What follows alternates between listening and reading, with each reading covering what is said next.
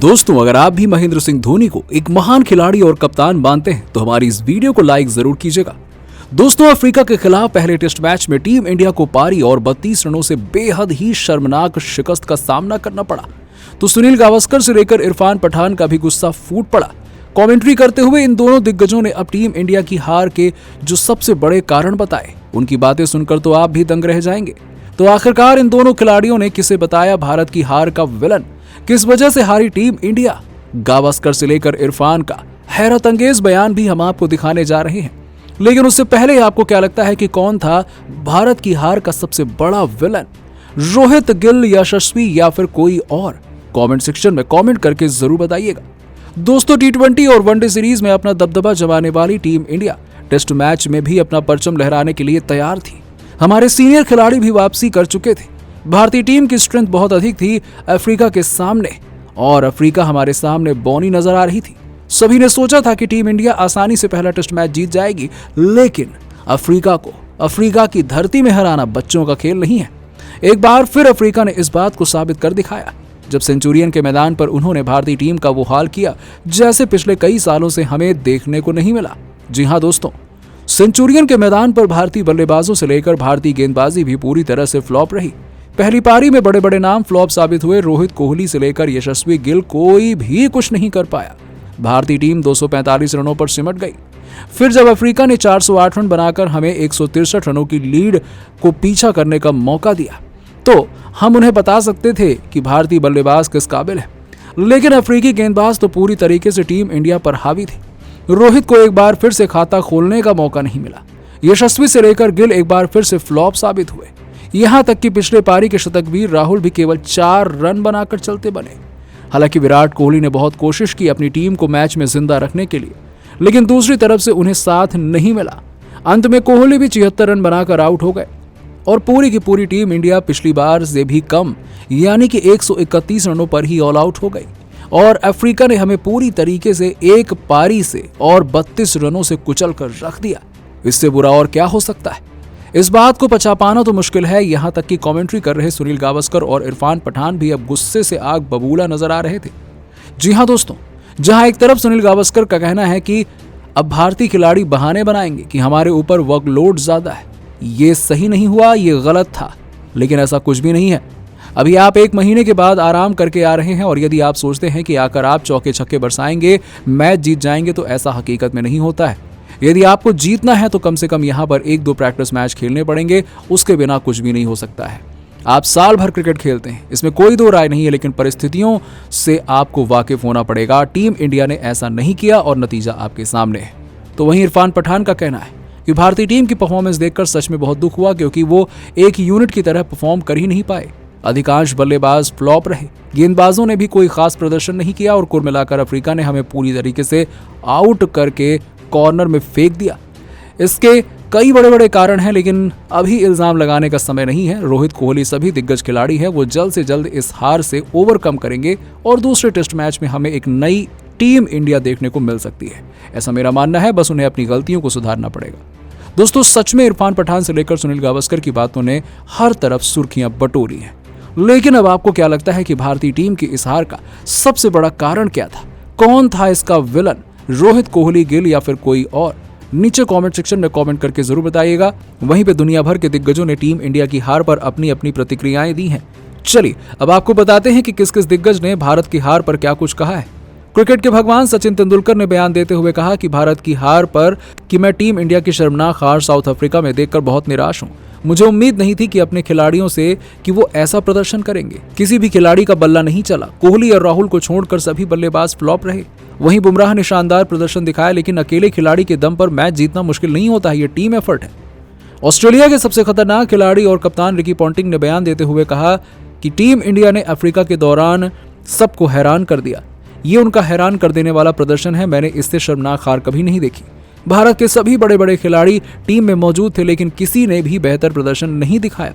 सभी खिलाड़ी फ्लॉप रहे। भारतीय टीम से ऐसी उम्मीद नहीं थी। साउथ अफ्रीका के सबसे खतरनाक बल्लेबाज एबी डिविलियर्स ने बयान देते हुए कहा कि हमारी टीम ने पहले टेस्ट मैच में शानदार प्रदर्शन दिखाया। डीन एल्गर ने अकेले भारतीय गेंदबाजों को धो कर रख दिया। भारतीय टीम से ऐसी उम्मीद किसी ने नहीं की थी। मैं तो अपनी टीम के प्रदर्शन से बेहद खुश हूं। टीम इंडिया अब कभी भी साउथ अफ्रीका की धरती पर सीरीज नहीं जीत पाएगी, ये तो मुझे पहले ही पता था। कैप्टन कूल महेंद्र सिंह धोनी ने भी बयान देते हुए कहा कि टीम इंडिया को साउथ अफ्रीका की धरती पर इतिहास की सबसे बड़ी हार मिली है। मैंने सोचा भी नहीं था कि भारतीय टीम इतना खराब प्रदर्शन करने वाली है। किसी भी खिलाड़ी ने बेहतर प्रदर्शन नहीं दिखाया, सभी खिलाड़ी फ्लॉप रहे। अगर ऐसे ही भारतीय टीम प्रदर्शन करती रही तो कमजोर टीम से भी हार जाएगी। टीम इंडिया के खिलाड़ियों को शर्म आनी चाहिए, अपने प्रदर्शन पर बहुत खराब प्रदर्शन रहा। तो दोस्तों, देखा आपने कैसे भारतीय खिलाड़ियों के प्रदर्शन पर दिग्गजों का गुस्सा फूट पड़ा। लेकिन दोस्तों, अब आपको क्या लगता है कि पहले टेस्ट मैच में मिली टीम इंडिया की हार का सबसे बड़ी वजह कौन सी रही? नीचे हमें कमेंट सेक्शन में जरूर बताइएगा। दोस्तों, इंडिया और साउथ अफ्रीका के बीच सेंचुरियल में खेले जा रहे पहले टेस्ट मैच में रोमांच अपनी सारी हदों को पार कर चुका है। पहली पारी में टीम इंडिया के बल्लेबाज ज्यादा कुछ खास प्रदर्शन नहीं कर पाए थे। रोहित कोहली से लेकर हर एक बल्लेबाज फ्लॉप साबित हुआ, लेकिन केएल राहुल का तोड़ अफ्रीकी टीम के पास नहीं था। पहली पारी में टीम इंडिया ने राहुल के शतक की बदौलत 245 रन बनाए और केएल राहुल ने 101 रनों की शानदार पारी के लिए इस दौरान उन्होंने 14 चौके और 4 छक्के लगाए थे। तो दूसरी पारी में बल्लेबाजी करने उतरी अफ्रीका को भी भारतीय गेंदबाजों ने अच्छा खासा परेशान किया। उनके टॉप ऑर्डर को पूरे तरीके से ध्वस्त कर दिया, लेकिन उनकी तरफ से मैच विनर बने डीन एल्गर और अफ्रीका ने आसानी से डीन एल्गर के तूफानी शतक की बदौलत इस लक्ष्य को हासिल कर टीम इंडिया पर बड़ी बढ़त बना ली। दूसरे दिन का खेल खत्म होने तक भारतीय गेंदबाजों ने अफ्रीका के केवल 5 बल्लेबाजों का शिकार किया था। 66 ओवर खेलकर साउथ अफ्रीका ने 256 रन बना लिए थे और डीन एल्गर 140 रन बनाकर नाबाद थे और 13 गेंद पर 3 रन बनाकर मार्को जेनसन उनका बखूबी साथ निभा रहे थे। उन्होंने टीम इंडिया पर 11 रनों की बढ़त हासिल कर ली और मोहम्मद सिराज, जसप्रीत बुमराह ने 2 सफलताएं हासिल की थी। तीसरे दिन के खेल में ये दोनों ही खिलाड़ी अपनी टीम को एक विशाल काय बढ़त दिलाने के इरादे से मैदान में उतरे थे और भारतीय टीम जल्द से जल्द उन्हें आउट करने की तरफ देख रही थी। पहले ही ओवर में रोहित ने जसप्रीत बुमराह को गेंदबाजी सौंप दी और दूसरी तरफ से मोहम्मद सिराज के कंधों पर टीम इंडिया को जल्द से जल्द सफलता दिलाने की जिम्मेदारी थी। लेकिन ये दोनों खिलाड़ी टस से मस होने का नाम नहीं ले रहे थे। दोनों गेंदबाज गेंद नहीं बल्कि आग के गोले बरसा रहे थे। बल्लेबाजों के लिए गेंद का संपर्क भी बल्ले से करना बेहद मुश्किल हो रहा था, लेकिन बावजूद उसके विकेट चटकाने के कई मौके मिलने के बाद भी टीम इंडिया को कोई सफलता हासिल नहीं हो पाई थी।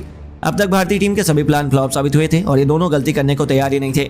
70 ओवर में अफ्रीका के 265 रन बना लिए। देखते ही देखते डीन एल्गर 150 रनों के आंकड़ों की तरफ बढ़ने लगे और ये खिलाड़ी इतिहास रचने के बेहद करीब था। रोहित शर्मा हर एक गेंदबाज का इस्तेमाल कर रहे थे और कहीं से भी वह विकेट निकालना चाहते थे। उनके चेहरे पर चिंता की लकीरें साफ तौर पर देखी जा सकती थी और भारतीय खेमे में मातम छाया हुआ था। यहाँ तक कि अब तो दोनों बल्लेबाजों ने काउंटर अटैक करना शुरू कर दिया। पारी का 73वां ओवर खेलने आए प्रसिद्ध कृष्णा को आड़ी हाथों लेते हुए एक के बाद एक 2 बेहतरीन चौके जड़कर जले पर नमक छिड़कने का काम किया था। तेज गेंदबाजों की पिटाई होते देख बहुत जल्द रोहित ने अपना प्लान में बदलाव किया और अपने तुरूप के इक्के रविचंद्रन अश्विन को उन्होंने गेंदबाजी सौंप दी, लेकिन वह भी कोई काम नहीं आया। 75वें ओवर में प्रसिद्ध कृष्णा की गेंद पर शानदार ऑन ड्राइव से चौका लगाकर एल्गर ने 150 रनों का जादुई आंकड़ा छू लिया। इस दरमियान उन्होंने कुल 24 चौके भी लगाए थे। अफ्रीकी खेमे में जश्न का माहौल था क्योंकि दोनों तरफ से भारतीय गेंदबाजों की जमकर कुटाई हो रही थी। भारतीय गेंदबाजों के पसीने छोड़ चुके थे। इतनी बेरहमी से तो किसी ने भी उन्हें लंबे समय से नहीं धोया था। उन्हें भरोसा नहीं हो रहा था कि कैसे अपने का इतनी आसानी से बल्लेबाजी कर रही है। मार्को जेनसन ने 79वें ओवर की आखिरी गेंद पर सिंगल लेकर अपनी टीम को 300 रनों तक पहुंचा दिया और इसी के साथ साउथ अफ्रीका की लीड 55 रनों की हो चुकी थी। इन दोनों खिलाड़ियों के बीच 50 रनों से अधिक की साझेदारी हो चुकी थी जो टीम इंडिया को मुकाबले से बाहर कर रही थी। भारतीय टीम विकेटों के लिए तरस रही थी और ये दोनों बल्लेबाज बड़ी आसानी से रन बना रहे थे। कोई भी गेंदबाज विकेट लेने में सफलता हासिल नहीं कर पा रहा था। शार्दुल ठाकुर से लेकर जसप्रीत बुमराह, प्रसिद्ध कृष्णा से लेकर मोहम्मद सिराज, यहाँ तक कि रविचंद्रन अश्विन भी उनके सामने घुटने टेक गए। 81वां ओवर लेकर आए शार्दुल ठाकुर की चौथी गेंद पर मार्को जेनसन ने खतरनाक चौका ठोकर टीम इंडिया की हालत बद से बदतर कर दी। वहीं जाते जाते ओवर की आखिरी गेंद पर भी उन्होंने कवर को चीरते हुए शानदार चौका लगाया और अपनी टीम को 81 ओवर में 311 रनों तक पहुंचा दिया। साउथ अफ्रीका ने भारतीय टीम पर 66 रनों की बहुत बड़ी लीड हासिल कर ली और ये दोनों बल्लेबाज आउट होने का नाम नहीं ले रहे थे। पूरे तरीके से साउथ अफ्रीका ने मुकाबले में शिकंजा कसा हुआ था और हर एक रन के साथ भारतीय टीम मुकाबला हारने की कगार की तरफ बढ़ रही थी। रोहित शर्मा ने डिसीजन लिया नई बॉल लेने का और उन्होंने नई बॉल लेकर गेंद जसप्रीत बुमराह के हाथों थमाई, लेकिन बुमराह का भी जादू नहीं चल पा रहा था। दोनों बल्लेबाज मैदान पर पूरी तरह से सेट हो चुके थे और 100 रनों की पार्टनरशिप की तरफ ये दोनों बल्लेबाज बढ़ रहे थे। देखते ही देखते मार्को जेनसन ने मोहम्मद सिराज की गेंद पर शानदार चौका लगाकर अपना अर्धशतक पूरा कर लिया और उसके बाद दोनों बल्लेबाज भारतीय गेंदबाजों की जमकर धुनाई करने लगे। 100 रनों की लीड भी बना ली। डीन एल्गर अकेले ही टीम इंडिया को मुकाबले से बाहर फेंकने में तुले हुए थे और वह दोहरे शतक के बेहद करीब थे, लेकिन तभी पारी का 95वें ओवर लेकर आए शार्दुल ठाकुर ने 5वीं गेंद पर एक ऐसी जोरदार बाउंसर मारी जिसका जवाब एल्गर के पास नहीं था। गेंद एल्गर के दस्तानों को छूते हुए सीधा विकेट कीपर राहुल के दस्तानों में चली गई और यह बल्लेबाज 185 रन बनाकर आखिरकार पवेलियन की शोभा बढ़ाने लौटा। भारतीय टीम को बहुत बड़ा विकेट मिल गया था। अफ्रीका 360 रनों के स्कोर पर 6 बल्लेबाज पवेलियन लौट चुके थे। टीम इंडिया के लिए शार्दुल ठाकुर ने बहुत बड़ा विकेट निकाल कर दे दिया, जिस विकेट का कप्तान रोहित शर्मा इंतजार कर रहे थे। आखिरकार वह विकेट शार्दुल की झोली में आ गया। मैदान पर मार्को यांगसन का साथ देने के लिए गिराल क्वर्जी आए और उन्होंने आते ही अश्विन के खिलाफ चौका जड़कर रनों का खाता खोला। अब भारतीय टीम जल्द से जल्द अफ्रीका को ऑल आउट करना चाहती थी, लेकिन अफ्रीकी बल्लेबाजों के सिर पर खून सवार था। वह अलग ही रणनीति लेकर मैदान में उतरे थे। पारी का 97वां ओवर लेकर आए शार्दुल ठाकुर को निशाना बनाते हुए पहले कुछ देर एक खतरनाक चौका लगाया और फिर मार्को जेनसन ने भी आखिरी 2 गेंद पर पहले एक तूफानी छक्का और फिर एक चौका लगाकर इस ओवर की अब तक का सबसे बड़ा ओवर बना दिया, जिसमें दोनों खिलाड़ियों ने मिलकर 15 रन बटोरे थे। टीम इंडिया के विकेट की खुशियों को उन्होंने मातम में बदल दिया।